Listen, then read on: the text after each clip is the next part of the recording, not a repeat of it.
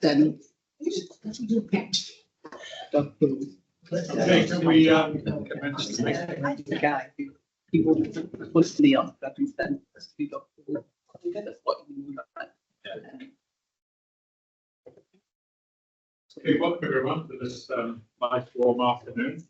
We will try and get through the business of Central Council. You can all get gardening.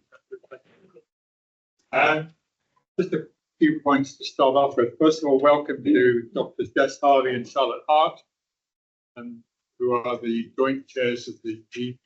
Welcome to this board meeting. I think the arrangement says that Charlotte and Jess will alternate come to the meeting. We wish you very well in your role as GP board. Second point is that tomorrow is the local election. We have to be careful in what we're saying in terms of issues of a political nature, etc. Bear that in mind. Any points start that? So, Chair, sorry. Are you okay with the you said have that conversation before we can use it. You're okay with it? Yeah. It looks like we start meeting.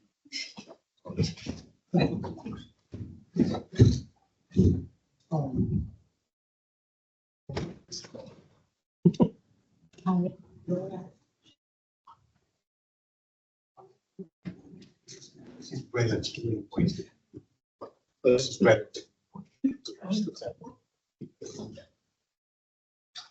Yeah. We can again. It was obvious. Yeah. Joe's going down.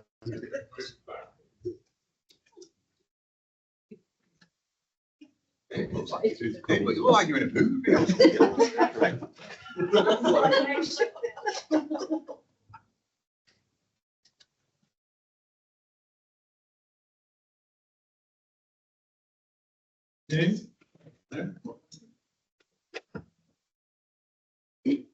Okay, so I'll now start the meeting formally. We've had apologies from Meredith Vivian, Helen Onion, Rachel Robinson, Peter Featherstone, Councillor Cecilia Moatley, Felicity Mercer, Joe Burrows, Louise Croft, Sarah Dixon, and Simon Vogel. Please can we take papers as read as we go through the agenda, and anybody who wishes to make any points on any papers, please could be as concise as possible, as we not cover yourself in the next item is just to say that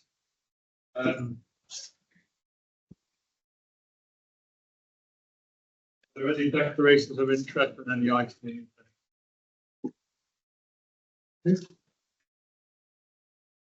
Minutes of previous meeting held on 26th of March.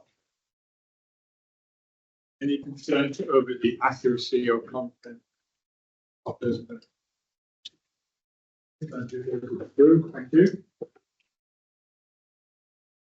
Matters arising from the action log, I think most of them are in hand. Any points on the action log at this stage?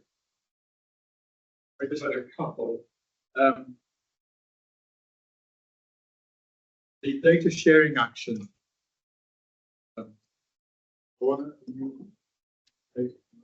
Yes, we are. We can bring that back to board. Get a date. I think potentially.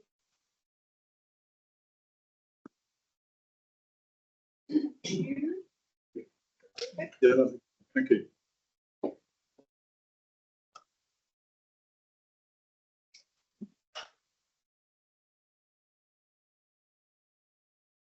Questions from the public, those who have been submitted in advance, and they will be replied to fourth.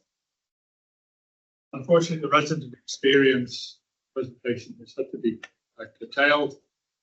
The centre can't make the meeting rescheduled for the June. It's a blessing. It's a blessing.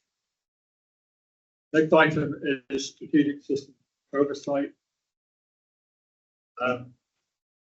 Chair's report will take that as read. I just want to make a comment. First of all, A big thank you to all colleagues within the office and the system for the uncertainty we're going through at the moment. I know it's been very difficult for everybody as we try and navigate our way forward. Hopefully we'll get further guidance towards the end of this month from Centre and greater clarity as we go through the rest of May as well. So we look forward to that. I think the other point I wanted to raise was around the acting chair's role. I've just heard from Simon just now that the substantive post has now been agreed by the Department of Health and Social Care, and there'll be a communications process in due course to announce the appointment across the system.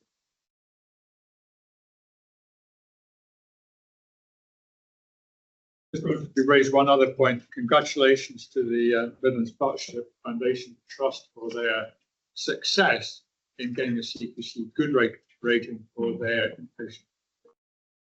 Very well done. Good news. Congratulations to everybody. Okay, moving on then to the next item, which is the executive report. Chair, as you asked, take the paper as read. That sets out the main points in terms of the developing role around ICBs. We've been very active in that space. Lots of positive work taking place around the future model of the ICB and what that looks like. Colleagues have been working both within the organisation, but also then across the West Midlands and involved in sort of national work in that space as well. So there is a lot taking place there. I think the really important message is one of focus on delivering the operational financial plan is absolutely paramount whilst we continue then to manage that transition period. So delivery of month 1, month 2, month 3 and quarter 1 is a really clear and unambiguous message in that space. There's an update in terms of the EPRR exercise Tangra that took place and the learning from that.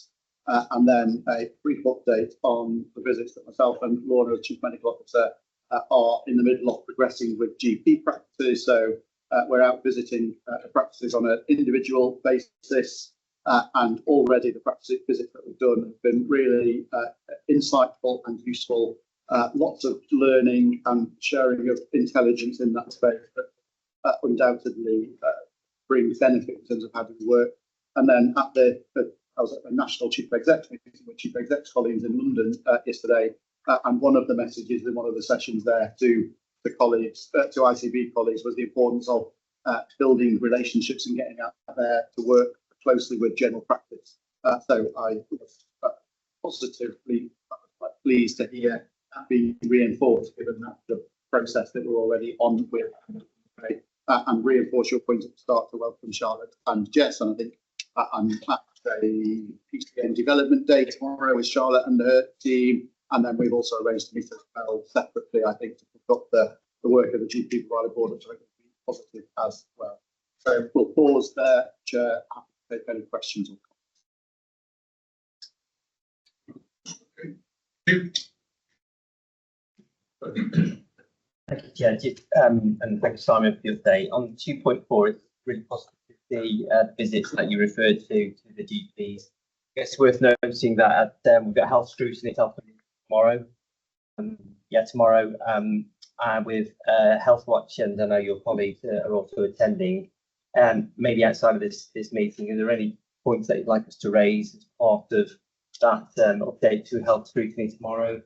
In any way, shape or form, have to take them offline, but useful at the meetings tomorrow. Yeah.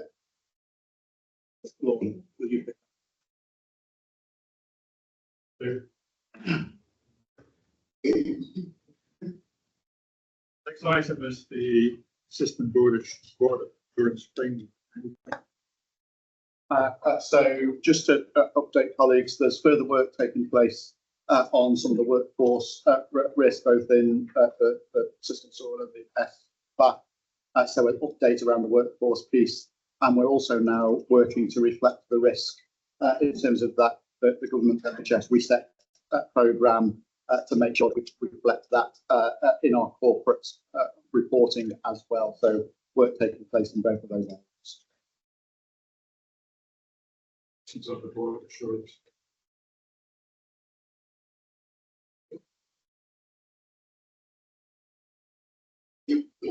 Next item is the Shropshire Integrated Place Partnership Committee Chair report. See, there's a number of recommendations, most of them are to note. Out of all those, I would draw your attention to 1.3.1, 1.3.2, which is around data sharing, data protection issues. And it is that the boards help really resolve those issues, and they aren't immediate issues by any stretch of the imagination. They're long-standing issues around data sharing and how we can make the most effective use of that kind of intel. So there's a suggestion there from SHIP around some sort of memorandum of understanding that we could work towards. The overwhelming feeling from the board was that we've skirted around the issue and we've waited far too long. Such a critical issue that we're going to have to sort of grab the nettle.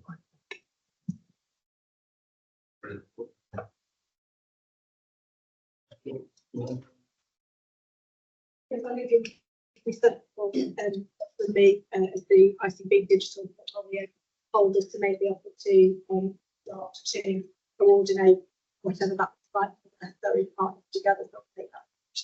Actually,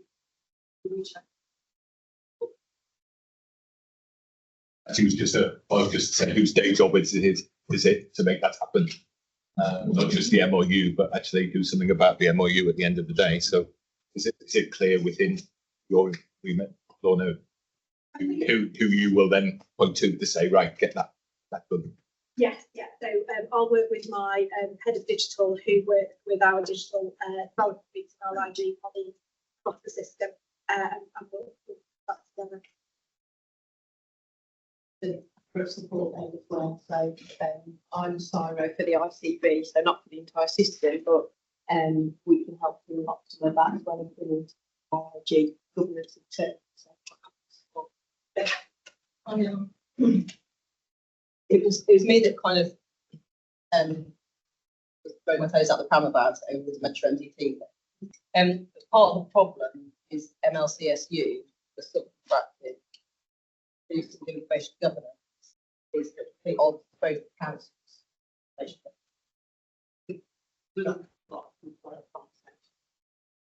Yeah, and that's not a situation that I haven't encountered before. So there are. I wish you good luck again. I can't go through that again. Yeah, so there's usually a way to navigate. Okay.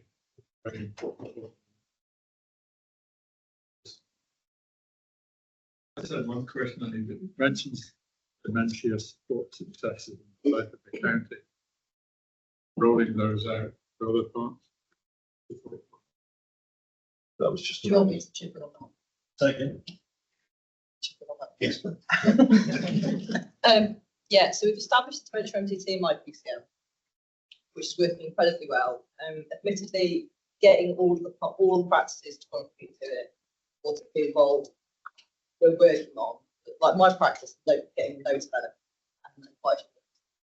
Essentially, it's trying to get the other practices PCMs on board with it, and I've tried to sort of reach out different ways. I think ultimately what I really need, not a lot of money, I just need enough money to have room the afternoon and to get PCNs that are first interested in a room together to sort it out.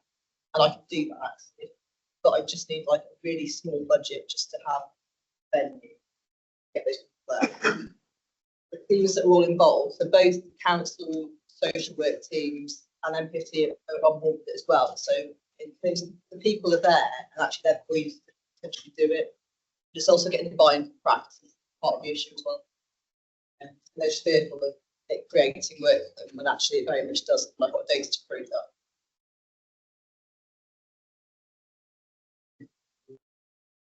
Rachel, I think I'm really supportive of this because I think Jess has really understated her case. This has been a real game changer and has really strong evaluation to support change in outcomes and workload for practices. I think if we can do that dissemination piece and we can unblock the data sharing in the IG, I think this could be a really great opportunity to scale up. So again, I'll take that as an action to work with Jess to make sure we have what we need. I think it's a real opportunity to work with improve our, players. real opportunity to improve dementia care across the system. All partners working together much better and more effectively and efficiently. So it doesn't just benefit general practice, it benefit each of those people involved, so MPFT, social work. And so it's a real opportunity for us to be really progressive in our approach to dementia, which at the moment I think we're behind. Good. Thanks, Andy. Next one is the report.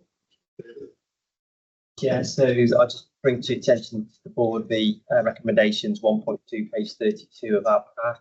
I'll make comments on the first three. Just to seek endorsement to the proposed, I guess, bringing a communications campaign across all the partners associated with TWIP in making every contact count. The reach and range is variable across the various partners. Our first theme will be around vaccination take-up initially, and we'll be doing various other things together using the reach. I mean, as the council like 120,000 people linked in on our email every week that we send out. So come together as a collective, I guess, in terms of the voice of the NHS, but across all areas. I think it'd be helpful in future campaigns might be around pharmacy first or whatever it might be. So just something helpful, I think, for residents. Point is to reinforce the ask of the ICS digital group in relation to sharing good practice. There's a huge amount of potential around AI and the way we can do things far more efficiently, both in social care and across the system. So seeking support from the ICS digital group as well.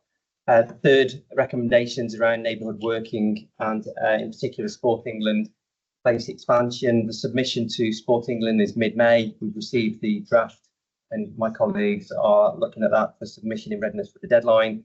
And then also to reinforce the successful neighbourhood webinar that 130 colleagues attended from a wide range of organisations as listed there, including obviously NHS providers, local authorities, the voluntary sector, housing, commissioning, health watch, parish and town councils and fire and rescue. So well attended and a really useful webinar in terms of developing our approach to neighbourhood work. Point I'd like to point out, Chair, if I may. Thank you.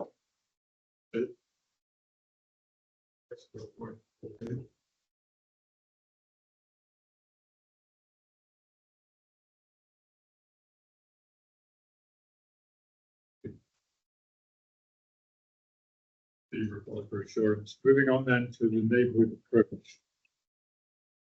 Thank you. And I'll hand over to Claire in a second. I think this builds really quite nicely from what both Andy and David are saying. I think it's fair to say that the role of neighbourhood working in systems isn't new, but I think certainly at national level, particularly in the NHS, there is a great deal more discussion about it. And as many people know, then there's a lot of national dialogue about how that will feature not only in plans now, but also in the 10-year plan. I think a huge amount has been done within Shropshire, Telford and Wrekin, and say at this point today by what David and Andy were saying, and the role that a range of different parts play in that. But I think what we were trying to describe was making sure that we had our framework and approach in STW, and we're able to describe that. And it also then acts as a bit of a framework on which to build. Claire, and the hand?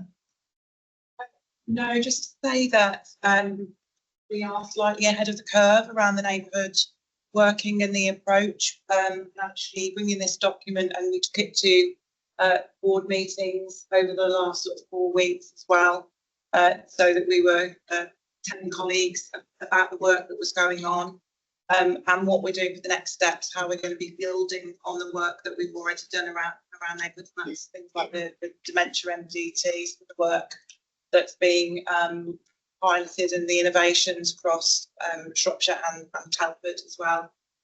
We're presenting on it regionally because we have got a plan and we can describe it's an evolution of it, so it's not set in stone. We've based our neighbourhoods roughly around our primary care networks at the moment. It doesn't mean that it has to stay like that. And the 10-year plan may describe what neighbourhoods need to look like in the future. So we're making sure that we've got the foundations and the building blocks in place, and working with our place partnerships to develop this work. We're also linking very strongly with the voluntary community sector organisations to build on the framework of work that we've done over the last 18 months, 2 years. And we now need to start and link in through those board conversations, and I've already had approaches. So Kathy's approached us about how do we link in drugs and alcohol services, building on a community mental health work. Joe, very kindly, we've got a workshop coming up to start to think about how do we bring in other clinicians, consultant body into shaping that work. So this is kind of the culmination of that first 2 years, and now we need to springboard now into to really develop. Rounded off, Chair. So I think, you know, as I think it's building on the foundations that we've said. We have got areas that's, you know, different services that are further ahead. I think we can be quite right and proud of what we've achieved in Shropshire, Telford and Wrekin so far, and certainly when we compare ourselves to other systems. But we also wanted something that we drew together that was able to showcase and describe that. And whether that's a full slide pack or it's a few key slides, then we can use that in a variety of different forms. The second part of the update, when we've been briefing, you know, and getting feedback from the board, trusts, etc., we've also taken the opportunity to brief on our proposed prevention framework. This has been primarily led by our Directors of Public Health, albeit with the other colleagues. And I think that's really important as well. Neighbourhood working is, I think, vital for both elective care and urgent emergency care, but it also is the platform for how we're going to do prevention in a better way. And so, as I say, our DPHs have really focused on what are the key areas of priority, what are the metrics, and how we might build that together. And certainly, I know that in our place partnership boards, for example, that is already a very, very active dialogue. Final bit, if I may, is as we described in, I think, before last, we have reset some of our ICB committees, and as colleagues will know, we have got now a strategy and prevention committee. So prevention obviously will have a system-wide lens, as well as obviously what we're doing in our two places. But then I'm happy to take any questions, although what I would say is there's many people and many of the organisations in the room are absolutely big parts of the Thanks, Claire. It's not a question, it's just reinforcing. So but we are expecting before the summer recess the 10-year health plan. We know that central to that will be the focus on the 3 shifts, analog to digital, prioritising prevention over treatment, and shifting care from hospital to community. So that we know from that, and as I said to you, colleagues were in London yesterday, listening to the team that involved in the drafting of this, and the work that's been done in this area, the link between the neighbourhood health, neighbourhood health provision, the place-based working is absolutely the fundamental building block to everything else that follows on. So I think we've got a really good strategic view of what our system looks like, what our neighbourhoods look like. We've got a better structure. We've got a much better structure now in terms of our place boards and the chief exec leadership, local authorities in that.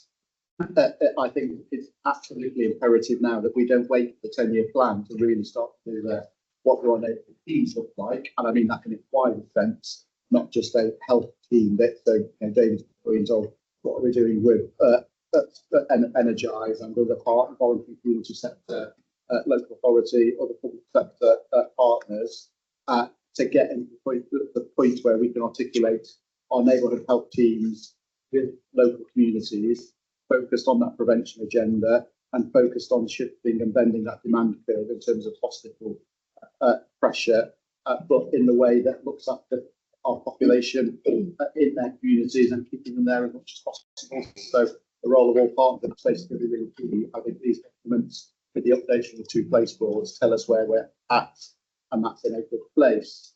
But we now need to put the foot on the accelerator in terms of what the mobilisation of services in that area, so that we move from strategy to implementation.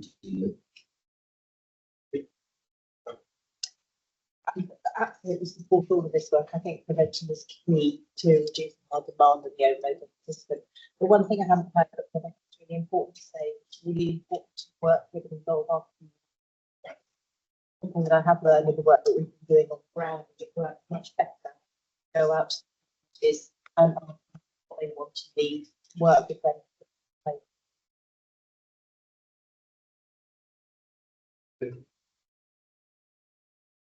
Well, I think this is really terms of where we've got to and defining where our neighbourhoods are. I would say this wouldn't I think just what I get that the neighbourhoods are configured around the PCN constructs, and that makes sense to one level in terms of how you wrap around properties. But perhaps aren't the most natural communities in terms of how we deal with people. It goes back to Deborah's point, how do we make sure that we're building in the community engagement involvement. And some of these neighbourhoods are quite big and covering quite a good geography. So within South West and South East makes sense. Between the two is quite big and diverse, and the populations are quite different. Similarly, in the north, which is just one area, the east and the west are very, very different populations with very, very different practices and different needs. So we've just got to be cognizant, and in fact, the Rural Alliance covers across a number of those, and so the Shrewsbury. We just need to be really mindful that when we're talking about neighbourhoods and concepts, clear about what the population, the job, the sensible job is, so that provide right kind of services and like, because that's quite broad and very different. I think the South East and South West population and how that population form naturally anyway. In some of the other areas, I mean, there's going to have to work with different stickiness.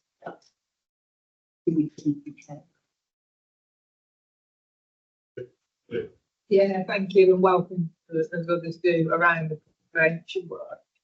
So for me, if I read this, and I know it's a draft document, trying to see the golden thread in it around what the priorities and what we're going to monitor both things. And I'm going to, of course, talk about MSK. We know it's from our work, or probably the thing that staff are opposed with. We know it's again, people can't work because of MSK conditions. But if I look at the focus when we're looking at metrics, weight management, exercise, I think there's, we're missing. The MSK work we've been doing with around exercise, etc. A lot more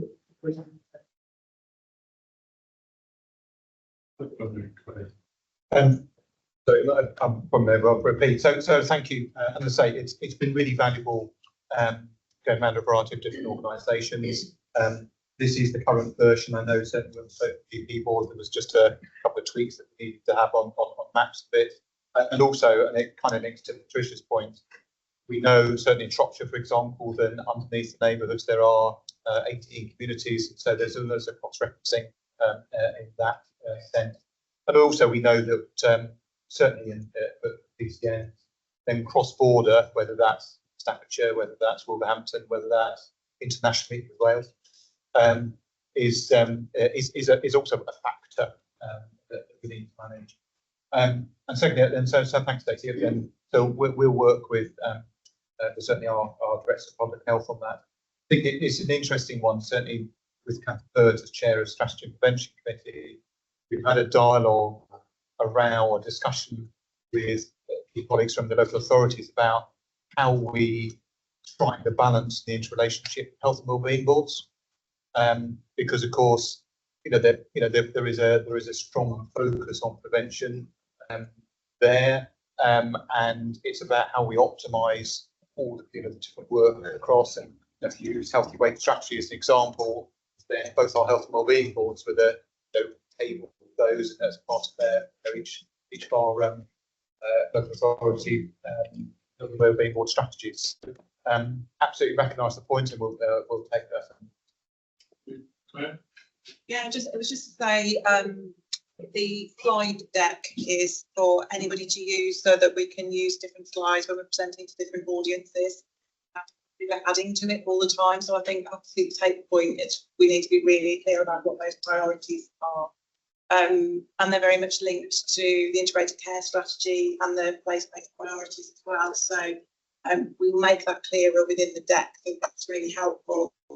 And then just to say, we've just brought the MSK work into the neighbourhood working spaces. So I actually sit on the MSK board now, so that we can start and align that working across right from prevention up to the tertiary service to make sure we've got that pathway and that kind of community work right. So.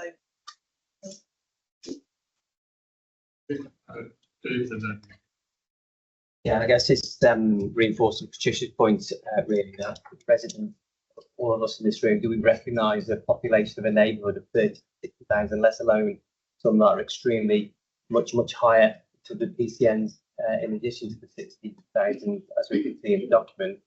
I guess from our perspective, sort of second guessing some of the elements that might be in the 10-year plan, we're doing a focused piece of work with the PCN in South East Telford, looking at a very local neighbourhood that people recognise far more than the 30 to 60 or the additional items as I referred to. Looking at prevention as the core of it, but fundamentally look at the wider determinants around housing and employment in addition to those as well. So I think, you know, we've got to look at this in a very different way. It's got to be a much local approach. Understanding the clunky comment that you know, this is what we're faced with. We've got to work with on that basis, but it has to be driven at a very much. I'm talking 1,500, 2,000 as a population. That's what people recognise as the neighbourhood. Thank you, Chair. Okay, very good. I'd just like to thank really Claire and her team and Rachel Robinson from kind of the Shropshire point of view about the engagement that there's been with the voluntary sector, Telford and Wrekin Health Alliance as well. We feel really involved in this and listened to as well. I mean, voluntary sector has a great part to play in communities and in prevention. And, you know, it's of all the things that the papers that I've come here and listened to, I know there's been engagement all the way through the boards on that. So it was just a big thank you. And we're very excited in being involved in this and making a big difference to this.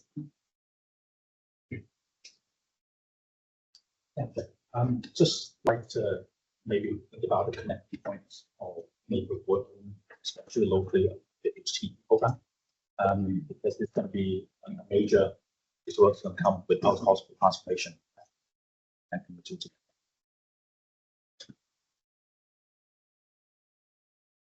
Okay, so this is very much the start of the process. There's been very good comment made, particularly about actually how do the people in our communities actually understand what we're doing. Defining what actually will mean to them as individuals. We have to be very careful that we don't try and rationalise everything, because whether we like it or not, the main carers in our society are family. We need to recognise it. I think the other part of this is that it's understanding that collaboration between particularly primary care, GPs, local communities, that will make a big difference. And when we come on later to the discussion around urgent and emergency care, if we get this bit right, then the benefits further down the line will be. So this is very much a priority for the ICB. I think as far as the government's 10-year plan is concerned, it will be in there. But I think the difficult bit for us all, bearing in mind the finances of what we're suffering from, will be achieving that shift from the secondary and specialist services into the primary care neighbourhood. If we are serious about this, we're going to have to make that shift happen and get the resources in the right. Thank you. So we're happy to approve the neighbourhood approach and we look forward to further success. Next item then is the Telford and Wrekin System Accountability and Performance Framework. Thank you. Through the hard work of Julie's our side and her team, what we've thought to do is build a single framework for accountability of performance for our system. What we wanted to do in doing so is have a clear and harmonised set of information in terms of how we expect we should all work in order for us to make sure that we're meeting our strategic operating objectives and also our constitutional performance standards. We have, of course, had process previously, but this has given us a chance to really draw on best practice examples from around the country, and also have a single reflection of how we want to work.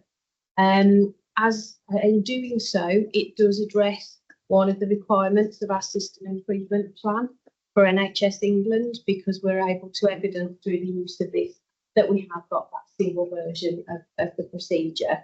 I don't intend to take the board through the detail of this. It's been through multiple teams across the system. It's also been to individual provider boards for their oversight. I discussed it with chief execs at the System Transformation Group a few months ago as part of our process as well. And whilst we recognise that the world might be changing around us, this is likely to need to flex and change in the future, it's actually really important that we have the foundations there to work from, and we need to start to use this to ensure that it's working for us. So we brought it here today just for final sign off by this board, with an intent that we start to use it from May tomorrow. And just a note as well for Kathy's benefit for MPFT, this is very much a system framework. However, there's some really elements of best practice in here. So Julie's hoping your team as well about how we might share some learning and use that for some of that presentation.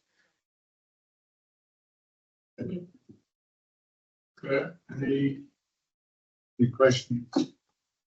We are happy to go through. Thank you. Right, moving on then. We sit here in the middle of spring, winter delivery, UEC improvement update. Chair, we're expecting a couple of colleagues just to come along, so would it be okay if we defer until they arrive? Board committee reports. On the quality performance committee report. What's right here? No, get the paper as read. Questions on the quality and performance.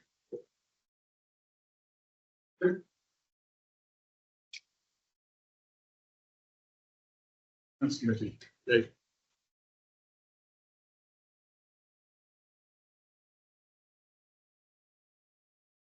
Sorry, I'm miles away in this. Too relaxed. So, the coolest person in the room. Reinforcing the importance of neighbourhood approach. That's good. Finance report. So yeah, we had the finance committee meeting yesterday. We reviewed the 24-25 outturn and noted that we delivered a performance of 24-25, which was just over 12 million deficit plan. That was better than forecast. We've been looking at forecast over the last few months. That's better than forecast. However, we should remember that is 12.1 million deficit plan, and that we did receive deficit support of just under 90 million during the course of the year, and additional allocations for ERFU and urgent emergency care of 13 million. Essentially, that means that in real terms, we had an outturn at the end of the year of 150 million deficit. But I don't mention that as a sort of bring it down. The important thing to remember, though, is that what that means is that we are entering 25-26 on an underlying deficit position of about 111 million. So it's to put into into focus some of the challenges that we all know that we've got for the following this coming year. So that is going to be a challenge. We signed off the updated Finance Committee terms of reference. The main change there, so we run, I don't know if people know, we run the Finance Committee on a Section 1 and Section 2 basis. Section 1 being a review of ICB business, and then a review, and then Section 2 being a review where we involve the providers. And given the changes in the governance structure, we're essentially moving the ICB business into the new system commissioning and productivity committee. And so therefore, moving forward, we won't have a Section 1, Section 2. It'll just be all the business of the ICS all in one shot. And those changes were the ones that were reflected in the new terms of reference. We reviewed the system integrated improvement plan. Essentially, this was to look at the conditions that are imposed upon us and providers in the system around how do we exit North 4, so how do we get off naughty step 4, and we noted a number of actions which were still outstanding and had missed their proposed target dates. But we reviewed those for all the relevant providers and the ICB and noted that we are actually on track to deliver against new target dates, which are within reasonable compliance of the NHS process. And so we had that discussion. We had a little bit of a discussion thereafter around how does that actually then translate into exiting from NOF 4.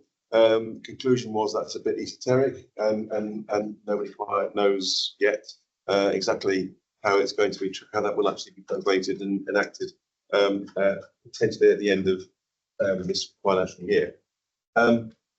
We then had a review of the plan, the operational financial plan for 25-26, which has an update, a submission of the updated plan required today. So we didn't review the whole plan. We've done that already in March. What we did was we looked at the changes that were requested as a result of NHSE review of the plan that was submitted in March, and noted that there were a number of changes relating to performance against performance measures. We looked then at the risks, the slight risks that introduces, and noted that we had mitigations in place. We also looked at the various SIP plans across the system and noted that actually a lot of work has been going on into the delivery of those SIP plans. We've noted that we are very well advanced in terms of PIDs being developed for those plans. We're well on track to delivering a lot of de-risking into those plans. Based upon all of that, we were minded to sign off the plan for submission later today. Having said all that, we shouldn't take away from the fact that it's a very challenging plan and requires a lot of focus to get underneath the improvements that need to be delivered across the system. And then finally, we had a detailed deep dive into the workforce elements that underpin that plan. And again, we're content with a view of the risk and the mitigations behind those risks. That's it.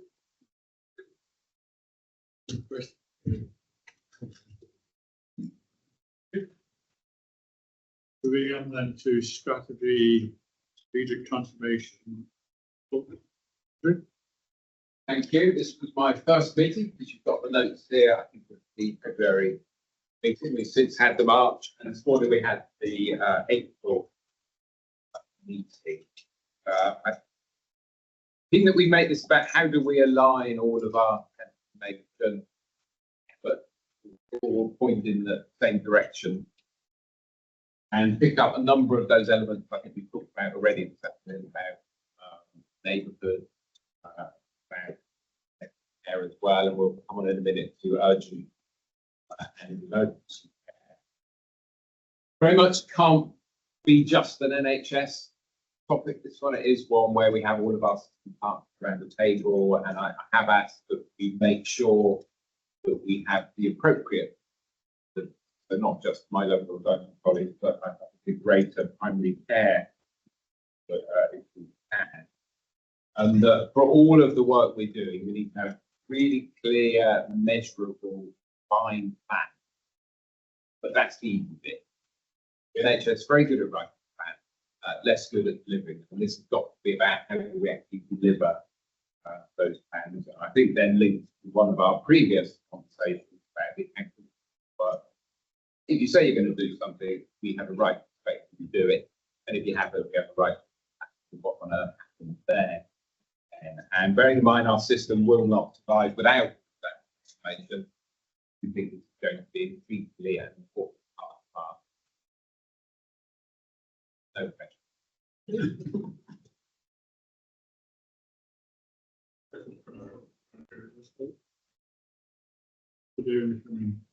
Thank you.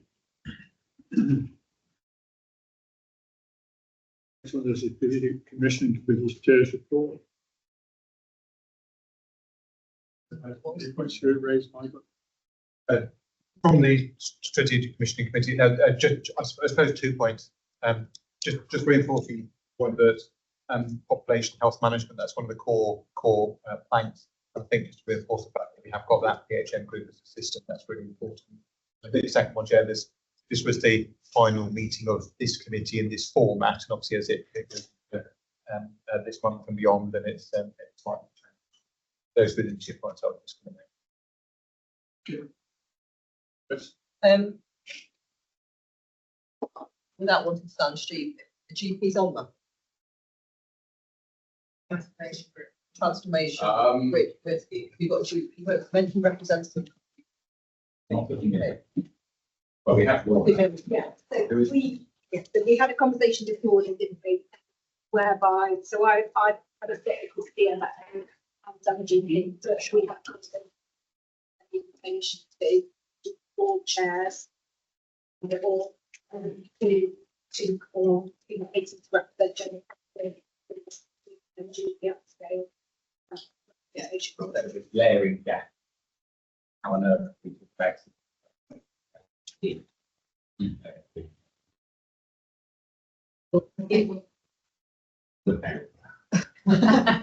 It works both ways.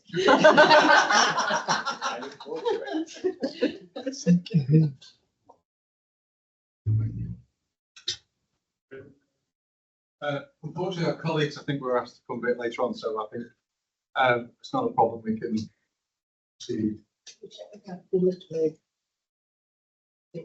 Are they? Yeah. When will it be?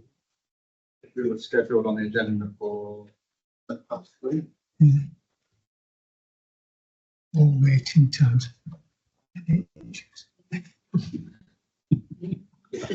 Very good. I like that.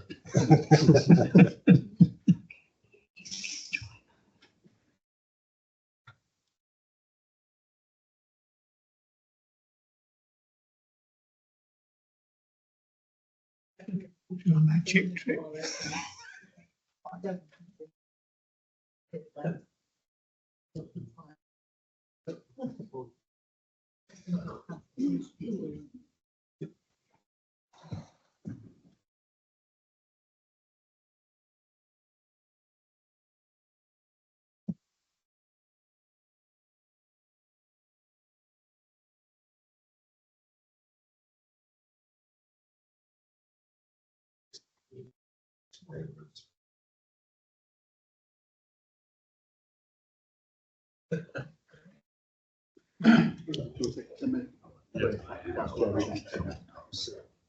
Okay, we'll reconvene at 3 o'clock. Thank you.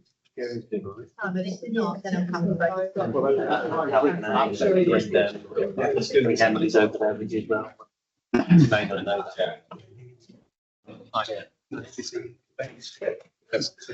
They're unpacking me. All this, somebody would have had the mango. Short walk.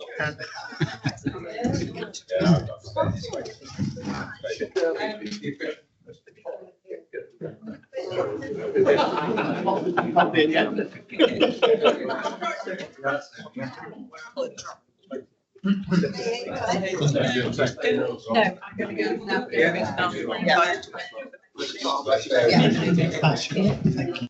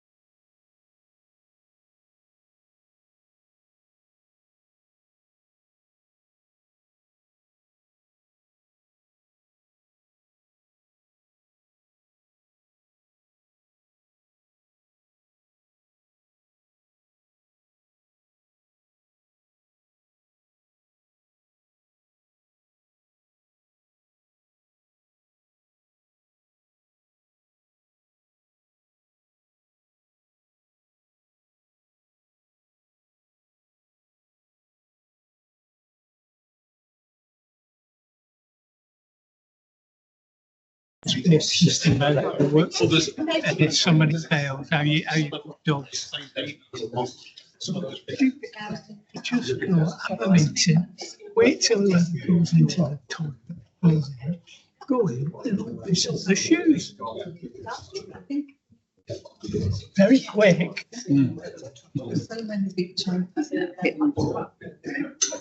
Seriously good.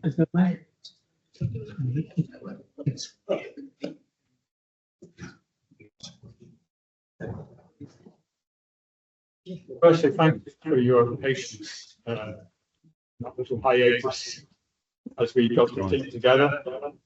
We go back to the next item, so to the item on winter delivery and UEC improvements. And I'll hand across to Ian. I'll actually hand over to Joe first. We rehearsed this in the break, as you can tell.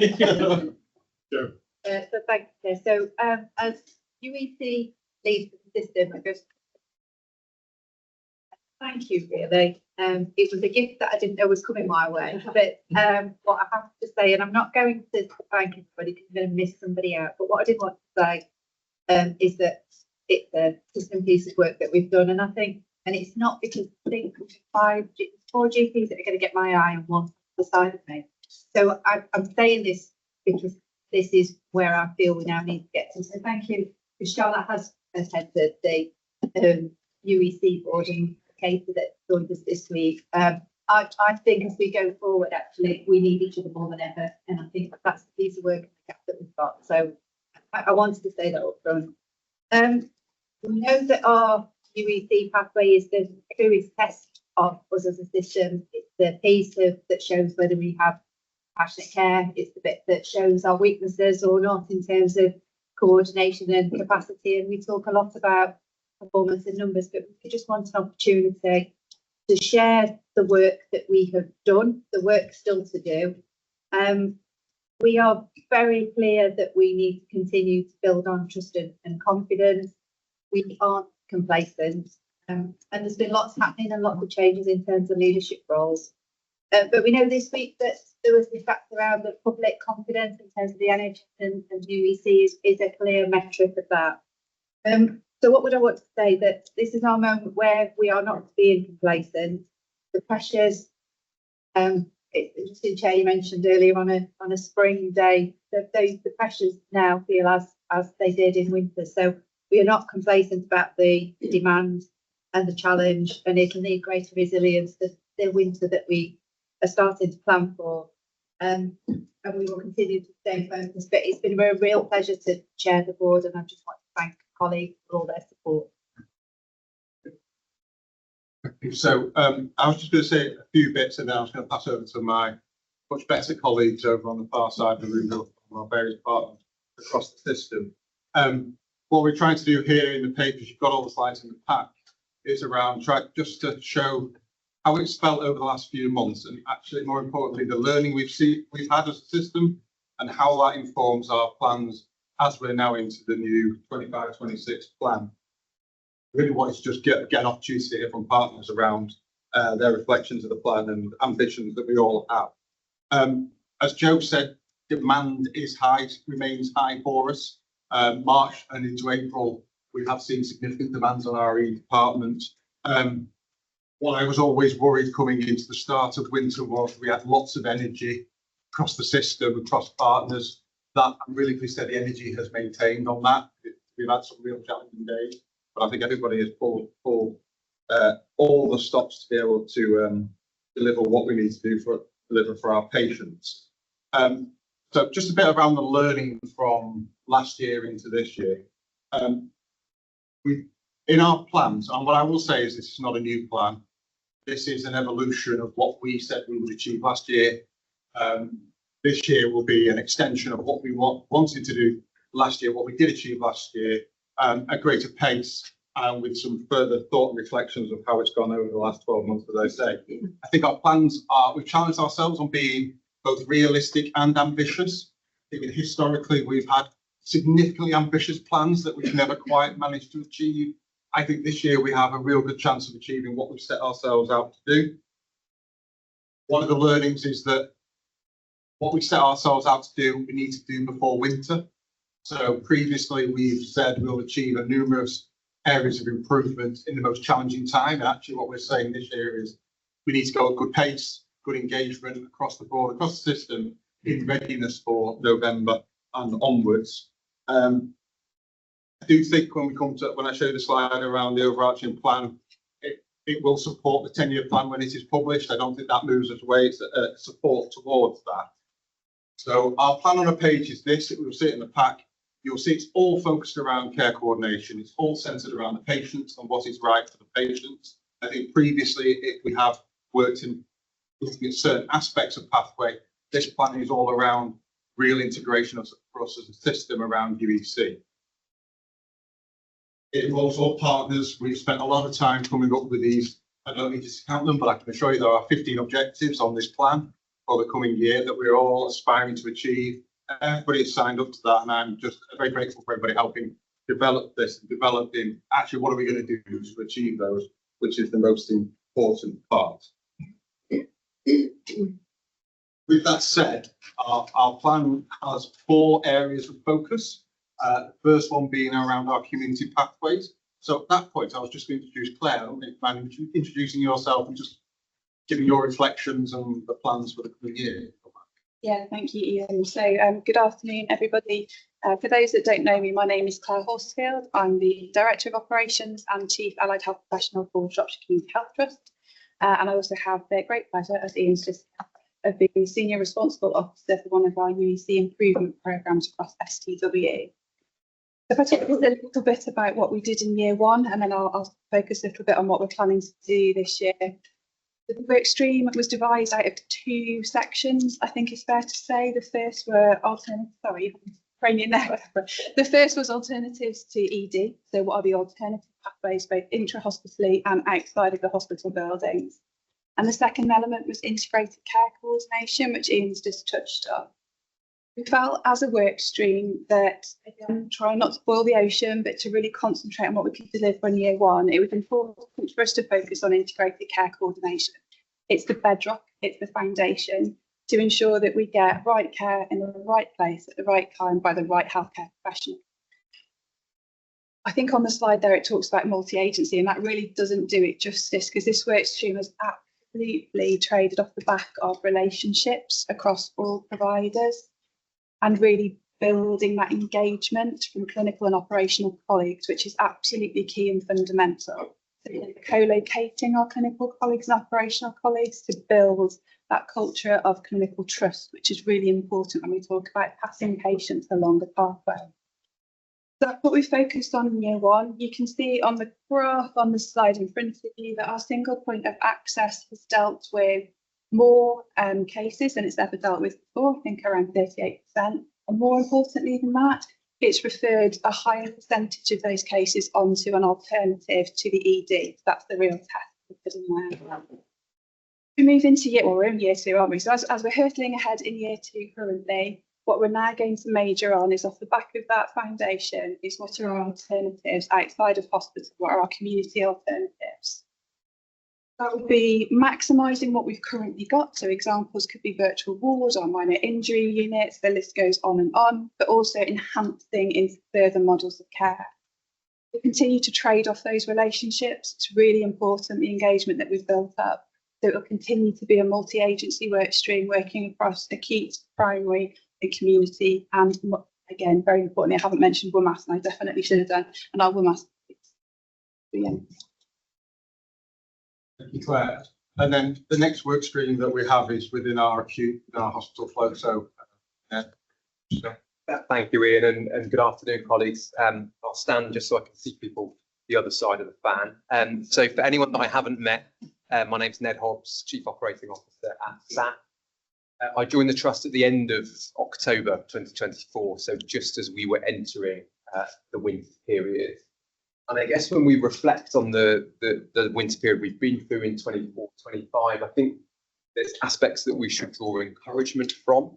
The West Midlands region had its most challenging month of ambulance handover on record in December of this winter, but STW didn't, as a result of the hard work that Claire's just referred to across all parts. But despite that encouragement, I think we also have to recognise how much more we've got to do, and in our case, to improve flow through the acute hospital component of the emergency care pathway. Within 25-26, there's 3 key aspects of the internal acute improvement programme. First is maximising the skills of our primary care colleagues working within our urgent treatment centres. The staff has now taken over operational running from, so that we can ensure that patients that are best have their needs met by UTC can do so, and we preserve ED capacity for those that really need skills of emergency medicine. Secondly, to increase the amount of same-day emergency care that we're able to offer so that patients can have their needs met with assessment, diagnosis and treatment plan without needing to remain in hospital for the night. And then thirdly, and this very much links to our commitment to reduce the reliance on unconventional care areas, including corridor care, to right size our acute inpatient bed base, and that's particularly relevant for the acute medical specialties, which is the largest component of our emergency admissions. I think encouragement, I'm certainly encouraged by the extent of system working I've witnessed in my first few months here, and lots more for us to do in 25. Thanks, Ian. We also did invite Mark O'Brien from Shropshire Authority, because what I would say is both Mark and Michael, Michael Bennett has slightly moved posts, and he likes to hide his fame under a bushel, I think. But actually, I think all credit to both Mark and Michael, because they have done some sterling work in this area around bringing us all together around system and improving patient flow for discharge. You've heard me talk about the care transfer hub before. That's been a real success over the last, since October. If you look at the metrics, when that was created, bringing, as we say, multi-agency together, social workers, nurses, therapists together to look after patients as a team, you can see a distinct improvement in the way we look after our population, patients who need care beyond the hospital walls. That said, the same theme goes around there is more to do. So this is all around focus movement phase on that a lot of our patients, I would still believe, can go and be discharged back home with support rather than into a community setting, which I think a large part of our patients still do. But I'm absolutely convinced as well that actually we will achieve this through the good work we've got with the care transfer hub and some of the ambitions that are in this plan for the coming years. But I did want to register my thanks to Michael and particularly who can't be here today on that. But I know they are absolutely driving this and always banging on my door when something's not happening, which is absolutely the right thing to do. So the last slide is purely the objectives and how we're structuring the improvements in the programme of work. And at that point, Chair, I'm happy to take any questions or comments. Thank you, Ian, and thank you, Claire and Ned, for your contribution to staff. Thank you. Yeah, so I've been fortunate enough to be invited to the UEC group, so thank you for that, and also the public advisory group. My one concern, and it's something that comes from our GP board members, we have there's a WhatsApp group, and it often kicks off about this topic. And Claire will be aware of this because we've had some conversations about it in the past, but I don't know how aware you are at the moment, Claire, about it. I know Claire Hobbs is also involved in it. My concern is that if we are going to be putting a lot of our hope on moving things to virtual ward, rapid response and community-based services, they are not working as well as they do at the moment. It is something that we have through the LMC, through various other channels as well, have expressed. Meetings are promised and don't happen.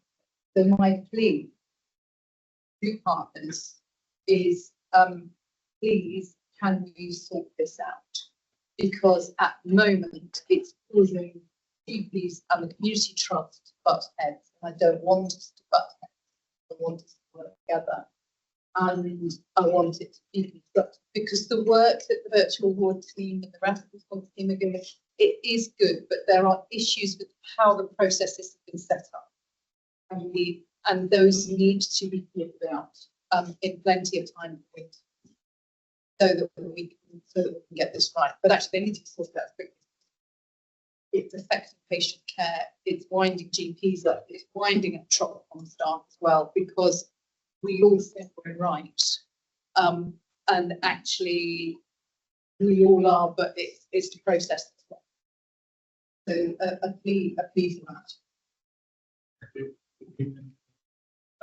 I think as part of the first work stream that Claire's talked about, we've talked about what we've got existing.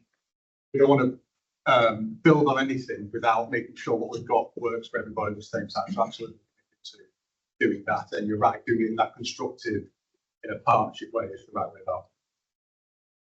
Do you feel you have enough engagement in the process that From the GPs?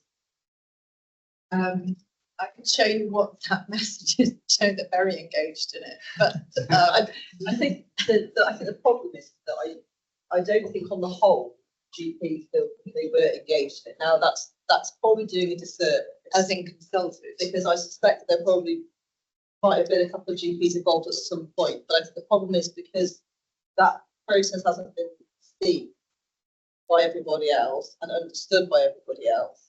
The virtual ward, if I'm completely honest, I think general practice feels like it's something that's being done to us rather than being done with us. And I think because of that, no one really quite understands. So, and as an example, the most common thing, if I look at my WhatsApp now and showed you all the different messages about it, long line bloods. No one understands who's doing them, who requests them, whose responsibility is results. And these are going to be more and more frequent. And it's something like just simple like that, that actually, if we had a conversation and you can't change what's happened. And I very much like we want to work with everybody in this room and everybody not in this room, make things work for the future. But we've got to kind of have that, right, okay, what are your concerns? This is how it's supposed to happen. Is that what's happening? And I'm not here to point at anybody. Is the process that's supposed to be happening? And actually, if that process isn't going to work for everybody anyway, then how can we change it? This is here to stay. So we're not here to say we don't want it. Absolutely, we should do, but we want to make it best for everybody. okay? I was just going to, and obviously for Claire and Ned won't have heard, but we talked just before in the board about our neighbourhood approach. And I know, so both Claire and Ned have been part of how we've developed that. I say that just in the context of, whilst there's especially the work in terms of community pathways and everything else, what we're doing with Joe's and Ned's support, but also with all colleagues, is making sure that as we've developed that neighbourhood framework, that is also something we factor in to better effect. But I just wanted to reassure the board that this is by no means separate. We've heard about how local authorities teams are involved. They, of course, are both involved in developing neighbourhoods. They're not separate and different, absolutely part of the same. I think there's a general comment that I'm just going to make as an ask there, because what this system does is it sits and has a conversation and says, how do we make it better? So, Jeff, thank you. We talked this morning in terms of the transformation that says, shall we just look at putting a convenient plot together? Let's get in a room and say, what's working, what's not? What's the stone in your shoe that's driving you mad? That's a politest way I'm going to say it. And then let's look how we define it, because actually that will go a long way. So there was a commitment this morning. I think the bit is we've always struggled is how do you get that consensus? But I think you can help us with that in terms of saying at some point we're just going to say that's what we're doing and how do we communicate it? Yeah, absolutely. Yeah. And I don't think general practice that responsibility, in terms of what point, is that, but then I guess, like I said before, what's happened, and now's the chance to have it a new way going forward. For both people to make this work for everyone. We've seen that in terms of the meetings and the contribution that we make, and it'd be a real opportunity. It'd be a missed opportunity if we don't take.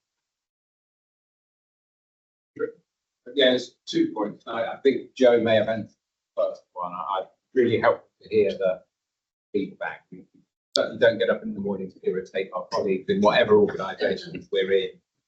So I do think we need to take that one away and find some way of sorting it between us. It sounds like legitimate. That was the first bit. My second one was if performance doesn't go as we want it to go, not in line with all of our improvement objectives, I'm just keen that we avoid the usual response to that of let's add even more new initiatives into the plan in the vain hope that that will deliver, rather than going back to the ones we've already got, then what's gone wrong with them then, such that it hasn't delivered what we expected. I just want to check with Ian and Joe that are we lined up to avoid the let's add even more in. History, certainly from my experience, has shown that. Certainly since my arrival and the development and the evolution of the plan we've just gone through, we've always been clear. I think Claire said before, we don't want to boil the ocean. This is about what are the right things to do, both in the short term and the longer term, that aligns to our strategy, but actually it is achievable a year. I have no ambition to be adding more things on. If anything, I think there's a management of risk here around how much is already in the plan, what is deliverable. So it will always be, our focus will always be on the high impact areas. Yeah, there's a tier 1 system. We would have had so many experts, I would imagine, all of whom would have given up. Ned, probably one of them before he took yeah, we just need to learn from our own history, but also learn and deliver the things we know, rather than being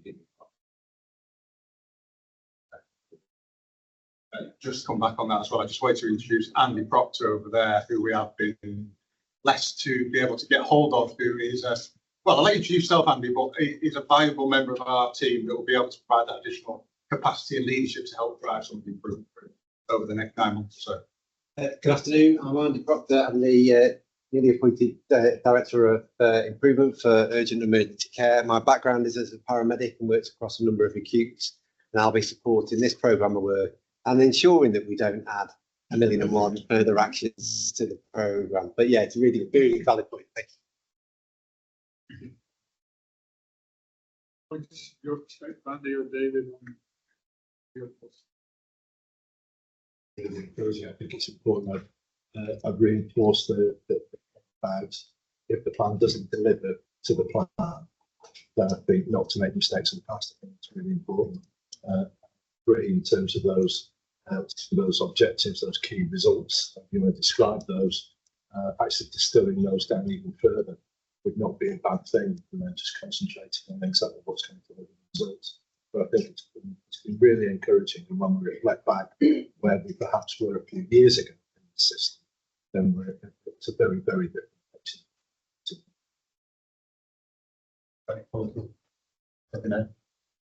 Thank you. So we wish you all the best in your endeavours. I mean, the good news is that we're doing this much earlier than the preparing properly. We know it. Other than as you say, for some reason. But that's an issue. But the key point around all of this is hearing and communication, trusting across all the various professional groups involved in making sure that we look after our residents and our patients at the right setting at the right time.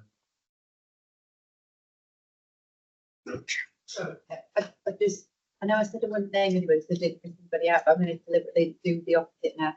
I just wanted to thank Health Watch, because one of the things that's really important is none of us are complacent that actually want to do this because we know that some patients will get better care than we've got. But actually Health Watch have sat down with us and talked to us and are trying to balance that. So we're realistic about the challenge, but where there is improvement, help, because we don't want anybody be worrying about picking up the phone for an ambulance and then worrying about really helpful, and you've been doing some more audits with the department and that together, and that's really important because that's what, at the end of the day, that's what we're all about. Good point. Thank you. Any other? No, thank you. Looking forward to progress reports as we get towards the autumn. Thank you. I think we've now included the agenda.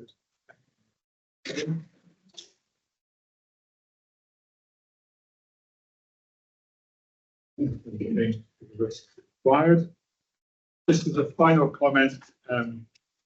Councillor Leslie picked from your last meeting with the ICB. We'd like to thank you for your contribution to the system of the years and your help with infant care system. Also your good advice, councillor. So thank you very much for Thank you. Thank you. Okay, we now resolve to put the meeting into a private session, so if members of the public and press can leave.